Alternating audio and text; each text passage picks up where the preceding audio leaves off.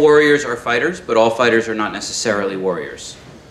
And in my own books, I think I do make that distinction between people who choose to fight when they have to, and people who are trained to fight from a very young age. Sauf que justement, pardon, oui. Excusez-moi. J'ai pas l'habitude.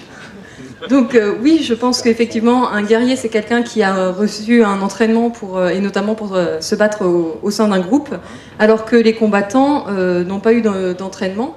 Donc je dirais que tous les guerriers sont des combattants, mais tous les combattants ne sont pas des guerriers.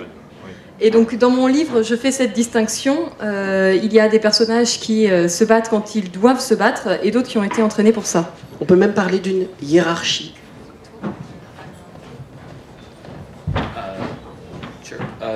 Entre le guerrier et le combattant. Yes. Well, I think it's different. In my own stories, the warriors, the Crazian warriors, are taken when they're very, very young, like 9 years old, separated from their families and put into special training to learn how to fight both alone and in groups, and have specialized combat skills.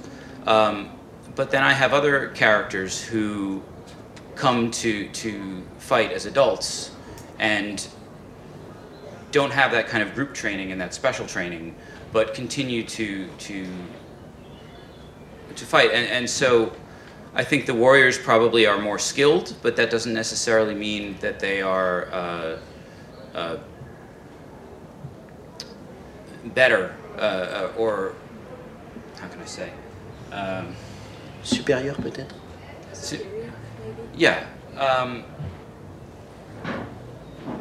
There's a difference between having skill and winning a fight, because sometimes the most skilled warriors can make a mistake or a miscalculation, or the less skilled warrior is just faster or thinks quicker or does something unexpected. And so while having all of that training can give you a huge advantage, it doesn't necessarily mean you're going to be the victor.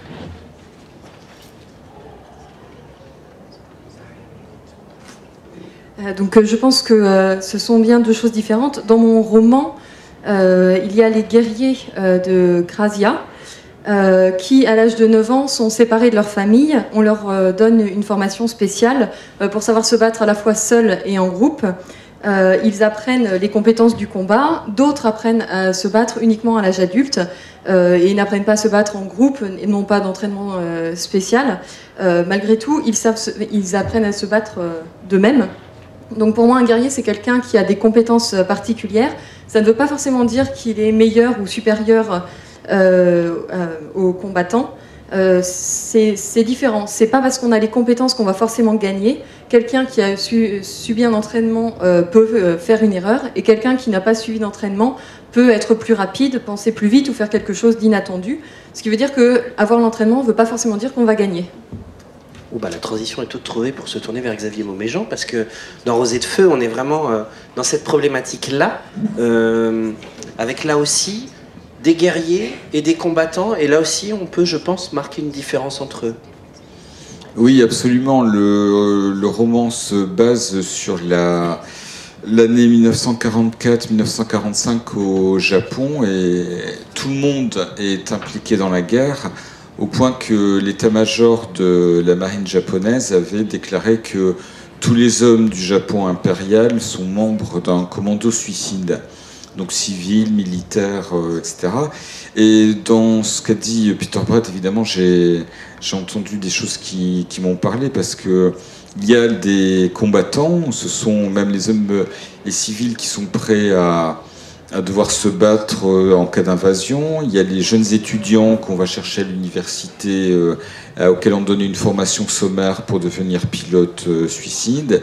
Et il y a les guerriers, les stratèges qui ont mis en place la stratégie de la mort assurée, et qui, il faut leur reconnaître ça, à la toute fin de la guerre, suivront dans le suicide les jeunes hommes qu'ils ont envoyés à la mort. Donc oui, il y a une distinction, une hiérarchie. Vous avez parlé de hiérarchie, ça me paraît juste. Et pareil, dans ce que disait Peter Brett, il y a eu des cas de jeunes novices pilotes qui ont accompli des exploits remarquables alors qu'ils avaient 1 mois d'entraînement.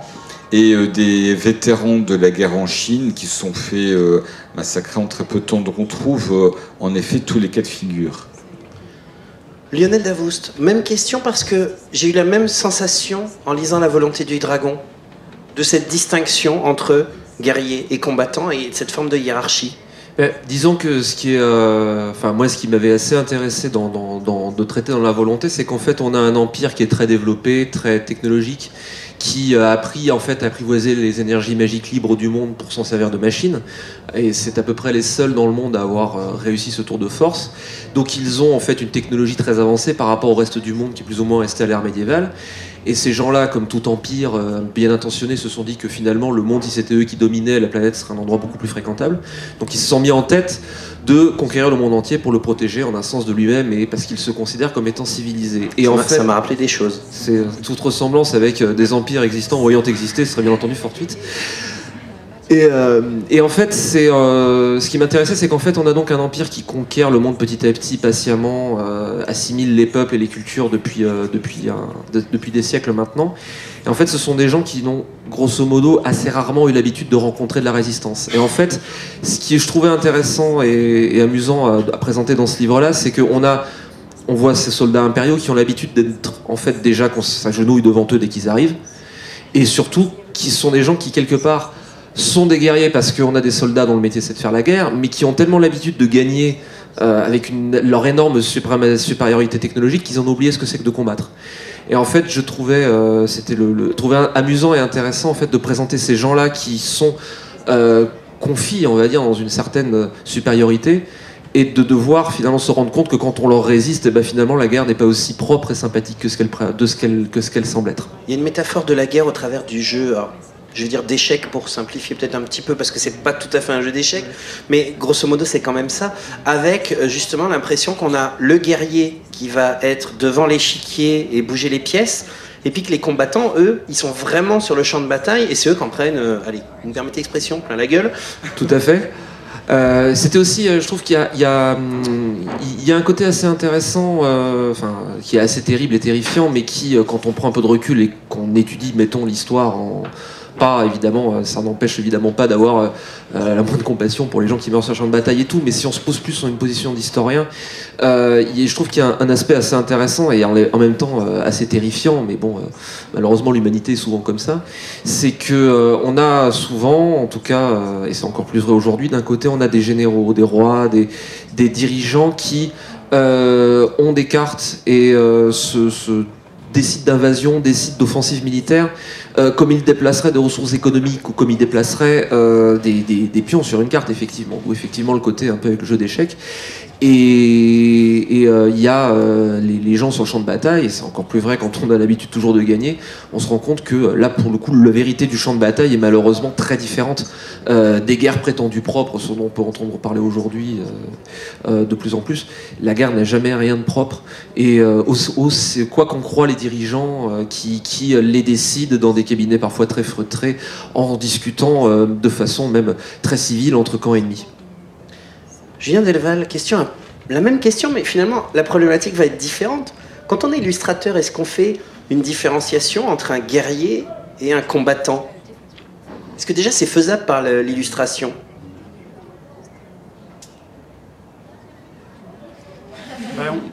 La différence. C'est pas que philo aujourd'hui. Ouais, c'est pas évident là.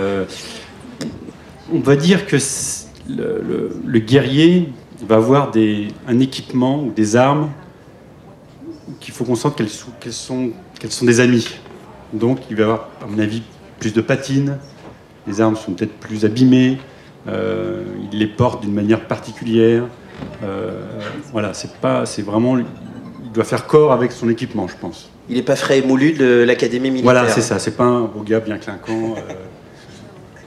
Et là aussi, est-ce qu'il y a des archétypes, il y a des objets, il y a des formes peut-être aussi qui, dans l'imaginaire, vont tout de suite laisser transparaître que c'est un guerrier ou un combattant? Justement, quand j'ai vu le sujet de la table ronde, là, j'ai pensé plutôt moi à un ami sculpteur qui fait des sculptures en bronze et qui a créé une statue qui est un guerrier.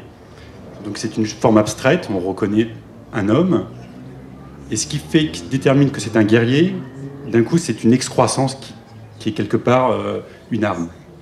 Donc quelle qu'elle soit, quoi. Un fusil qui dépasse, un sabre au côté, un bouclier. Donc je crois que c'est cet élément en plus qui fait qu'on est face à un guerrier. Voilà. Après il y a la posture, bien sûr. Oui. Qui forcément doit être un petit peu agressif. Oui, il est sur ses gardes, il est prêt, il est bien campé, voilà. Un peu costaud. Alors la deuxième partie de notre thématique, c'est de savoir est-ce que ces gens-là sont des modèles? Est-ce que quelqu'un dont le métier est de tuer son prochain, Peter Brett, peut être un modèle?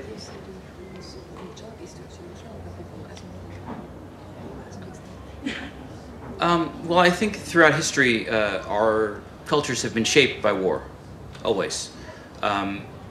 Since the beginning, fighting one another to establish a power base is how countries are formed and how civilizations rise. But then inevitably, they start to rot. And I think that this is something that Lionel was talking about, where a culture will get so powerful and so full of themselves that they forget the core thing that unified them in the first place. And that's why we see civilizations rise and fall throughout history. So is that a role model? I don't know that that's, I don't know that I want my children to be warriors necessarily. But I think that if we ignore that model, we're not preparing ourselves for the world either. And so we have to be aware that even if we don't want to fight, and even if we don't believe in fighting as a way to make our points, and then a cannon will go. Ils sont pas d'accord là-bas. Even if we don't believe in war, we have to be prepared if war comes to us.